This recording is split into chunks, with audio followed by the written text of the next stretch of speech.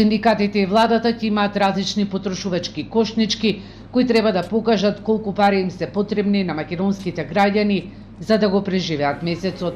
Од 1 јануари владата ќе пресметува просечна потрошувачка кошничка, која ќе биде најмалку за 4-члено семејство. Но оваа тема се очекува да дискутираат синдикатите, работодавачите и владата на 22 декември, за кога е закажан економско-социјалниот совет. Па видете, ќе бидат земени параметри од најголемите маркети во Македонија, ќе бидат земени параметри од страна на основните прехранбени производи се она што е потребно за еден просечен живот на едно просечно македонско семејство.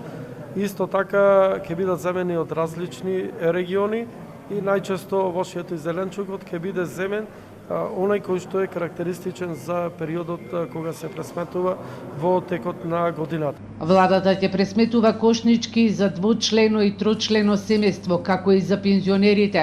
Ристевски најави дека Комисијата за заштита на конкуренција ќе ги објави резултатите од работата на новите 30 предмети.